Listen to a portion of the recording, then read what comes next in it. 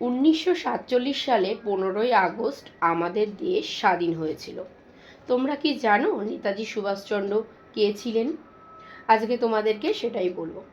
নেতাজি ছিলেন ভারতের স্বাধীনতা সংগ্রামের অন্যতম শ্রেষ্ঠ এবং নির্ভীক নায়ক। তাকে সবাই দেশনায়ক হিসাবে চেনেন। তিনি বিশ্বাস করতেন যে শুধু আবেদন নিবেদন করে স্বাধীনতা পাওয়া যাবে না, দেশের জন্য লড়াই করতে হবে। তার বলা বিখ্যাত স্লোগানটি আজও আমাদের গায়ে কাঁটা দিয়ে ওঠে, তোমরা আমাকে রক্ত দাও, আমি তোমাদের স্বাধীনতা দেব।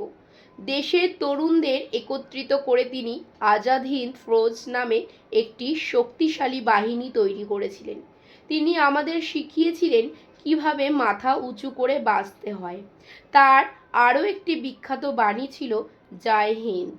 নেতাজি সুভাষচন্দ্র বসু ছোটবেলা থেকেই ভীষণ সাহসী ছিলেন। কোনো মানুষের কষ্ট দেখলে তিনি ছুটে যেতেন সাহায্য করতে।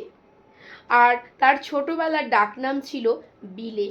পাড়ার লোকেরা এবং তার মা বাবা তাকে বিলে বলেই ডাকতেন।